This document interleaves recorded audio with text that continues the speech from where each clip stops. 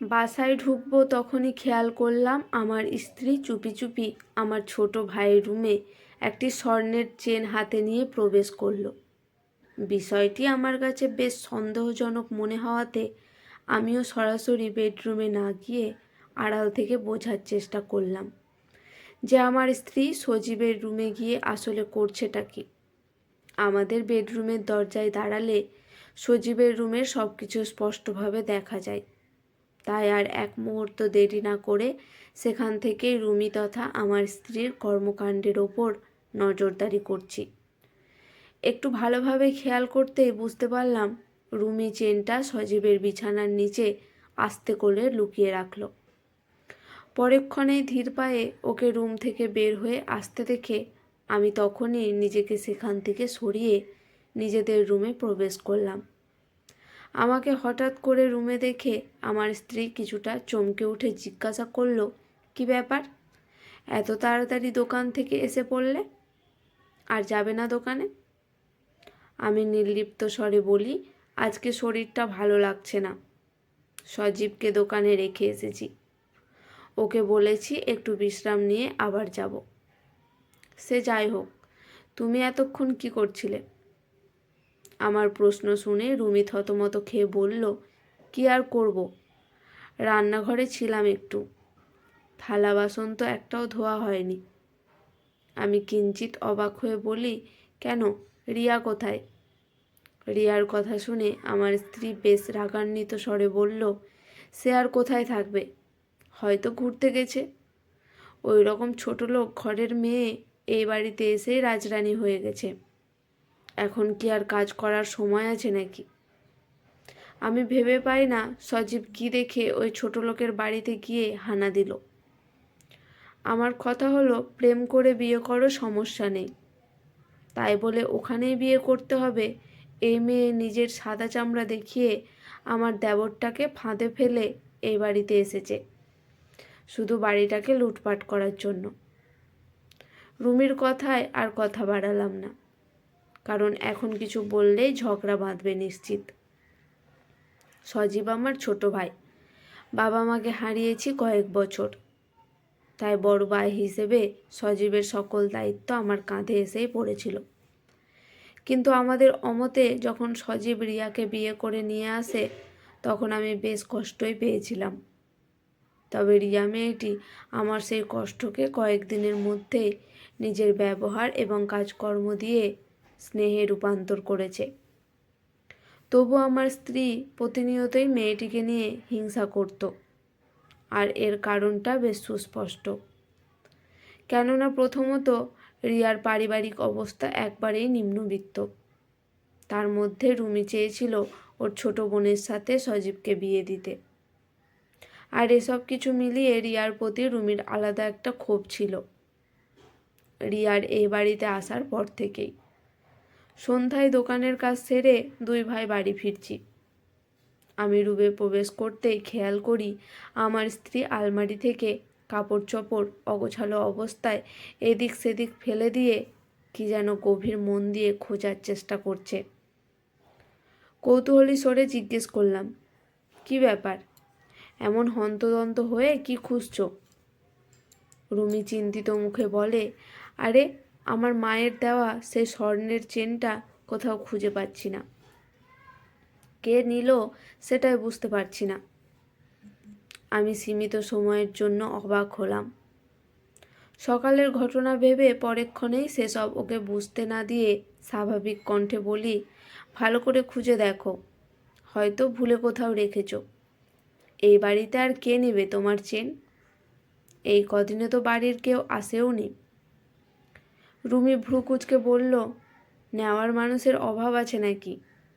তোমার ভাই যে ওই ছোট লোক মেয়েটাকে বিয়ে করলো, আমার তো সবসময় ওকেই সন্দেহ হয়।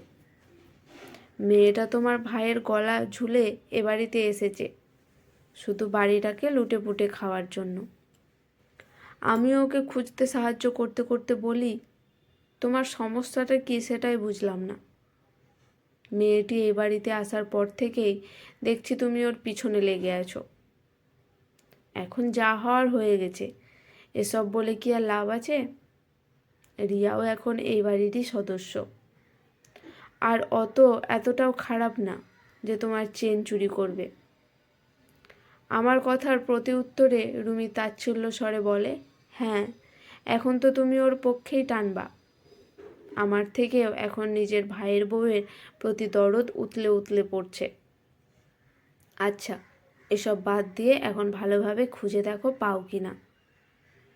রুমি রাগামাগা মুখে বলে, আজকে যদি না পাই তাহলে আমি সত্যি সত্যি তোমার ভাইয়ের বউকে ছাড়ব না। কারণ আমি জানি এটা ওর ব্যতীত আর কেউ নেয়নি। এরকম স্বর্ণের চেন জীবনে দেখেছে নাকি?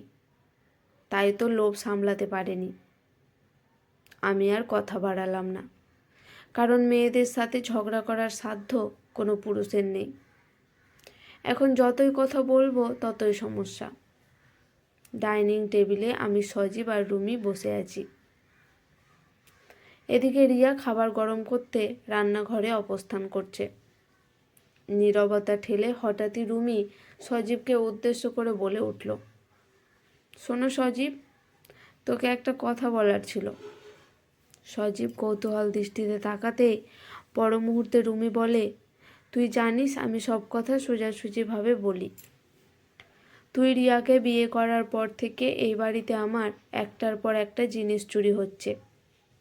আগের জিনিসগুলো ছোটোখাটো হওয়াতে সেসবের কথা তোকে বলিনি, কিন্তু এবার আর চুপ থাকা যায় না। আজ আমার আলমারি তন্ন তন্ন করে খুঁজেও আমার মায়ের দেওয়া স্বর্ণের চেনটি পাইনি।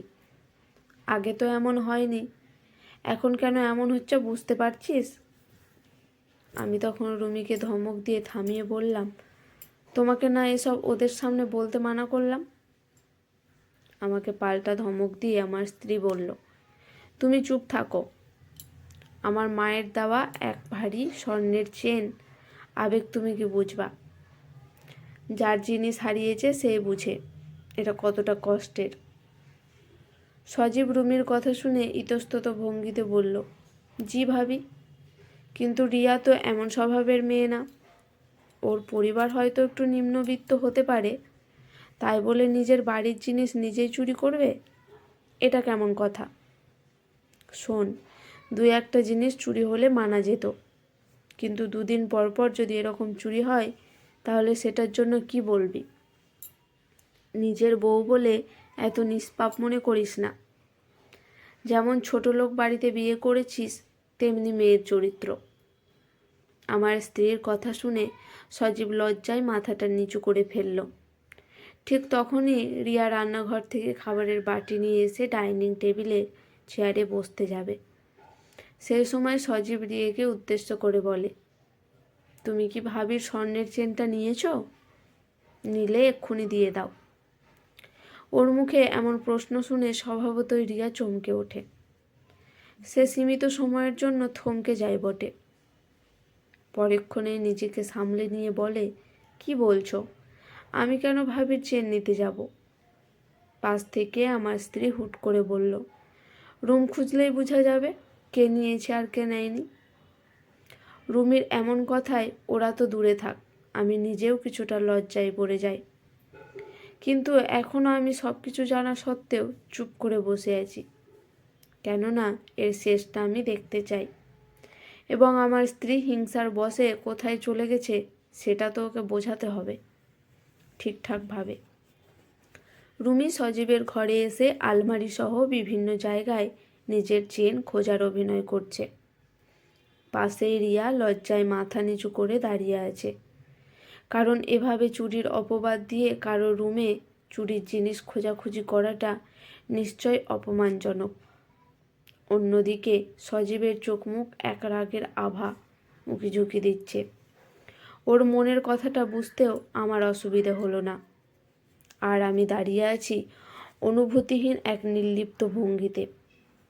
এক এক করে খুঁজতে খুঁজতে যখন আচমকায় আমার স্ত্রী ওদের বিছানার তোশকটা উঠালো, তখনই সজীব আর রিয়া অবাক নয়নে সেদিকে তাকিয়ে আছে।